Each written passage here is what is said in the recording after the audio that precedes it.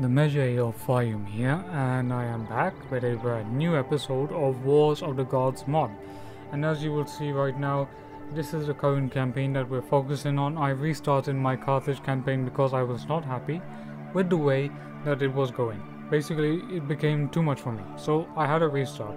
And then I said, okay, why don't I go and conquer Spain? And as you can see right now, I've pretty much conquered most of Spain, but trying to get rid of the Editani and the Brigantians. If I can get rid of them, that's also good.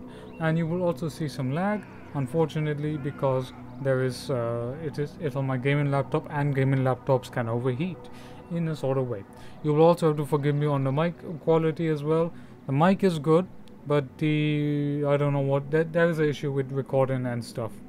As you can see, we're doing really well. We will be trying to defeat these, I think, the Numantians or whatever they are. We'll try and defeat them. But forgive me for my mic audio quality, because I'm trying to make sure that it's good. But unfortunately, I'm not at a place right now where I can, in my normal PC, record as normal. So you have to forgive me for that. But I will try my absolute best in order to make sure you guys get a good episode. And these episodes will come occasionally. They won't come every so often, because I'm doing lots of ambience, and the ambience videos have done really well. So let's begin. The Carthaginian Empire had begun to expand in 272 BCE. Starting with the conquest of the Iberian Peninsula, Hannibal Barca had sworn an oath of revenge against Rome at the tender age of 7. Now, Hannibal, a fully grown general that was spearheading this conquest, sent General Muton to conquer the aggressive Iberian tribes, the unworthy, the unstable, the barbaric Arivaiki. Those good-for-nothing stinking savages would be dealt, and the Carthaginians made sure that Spain would be the first step of conquest before destroying Rome. But the Arivaki, they were clever. They were clever, alright. They wanted to oppose Carthage because Carthage was destroying their lands. But they would be wrong. They refused to see the might of Carthaginian civilization. They refused to see its splendor. They refused to see its wealth. And when the Arivaki defy us, they defy all of Carthage. And Carthage must not think like Carthage. Carthage must think like Rome. If we do not think like Rome, then we will be finished. And we will make sure that Carthage will win. The Editani sent a coalition of Iberian tribesmen, gathered from all corners of northern Iberia, to smash the Carthaginian rule and restore Iberian supremacy. But the brethren of Baal Hammon would not allow them. It was the time of Carthage. The time of Carthage to become the supreme rulers of the world. Not the Editani, not the Iberian tribes. They had their chance, and they would fail. Muthon would keep the forces of Carthage at bay, for Carthage had to triumph. So say the records. Like dogs, we need only kill their leaders to cow the rest.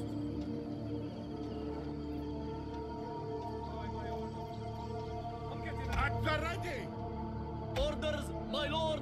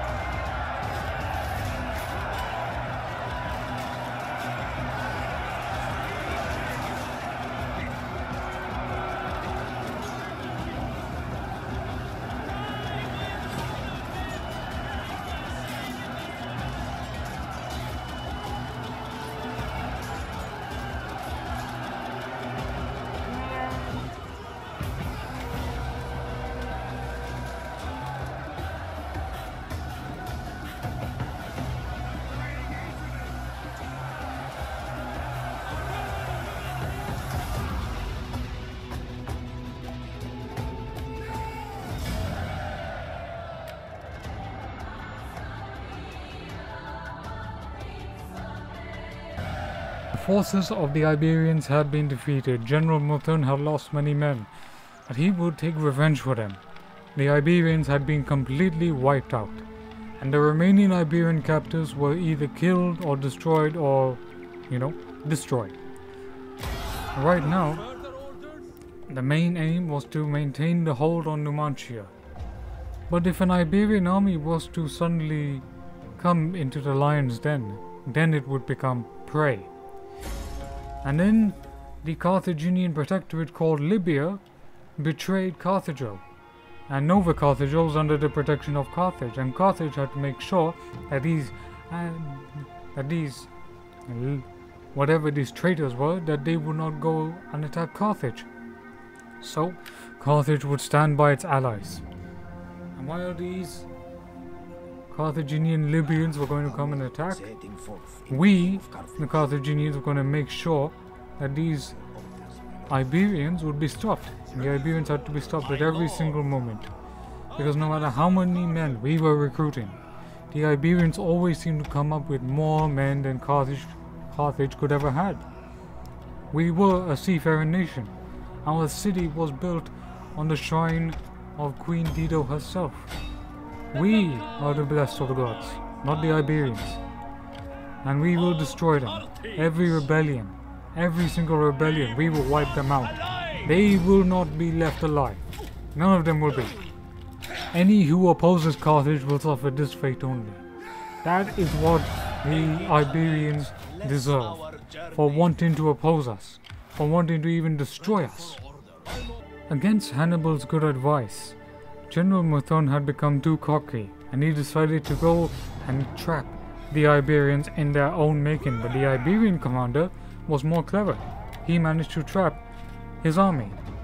Muthon retreated, but he was caught again.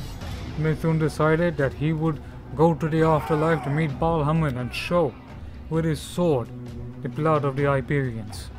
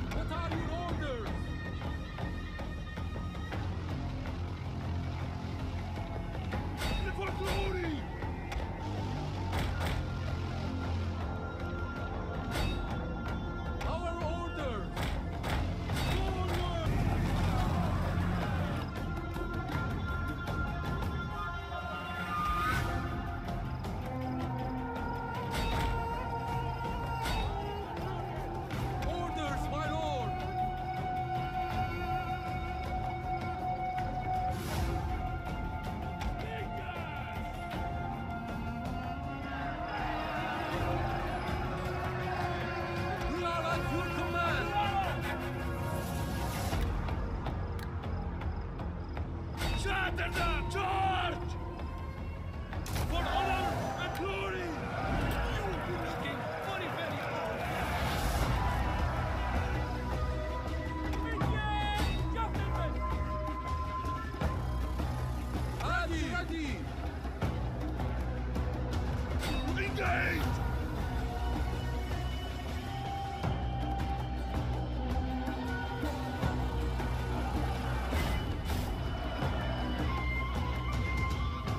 Forward!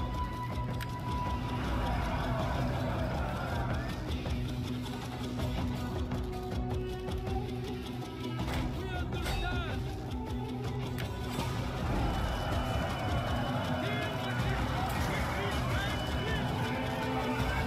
Warriors! Withdraw!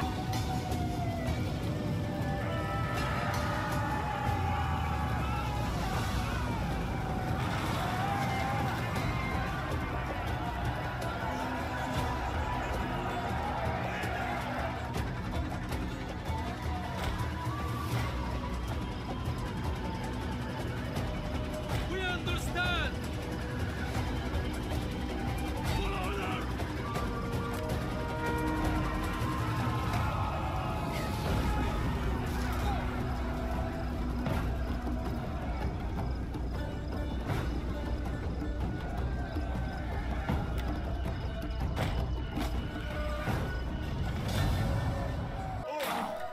With General Timothon's defeat against the Arevaki, Hannibal was outraged. While impressed with his student, he was very outraged by the fact that Carthage had lost most of its Iberian overlords, and the goodwill of Carthage was declining in the favor of those Iberians that served against their own people, and Hannibal needed to make sure that these Iberians wouldn't come and revolt against him. Hannibal was running a very risky operation here, and his money was funding most of the conquest.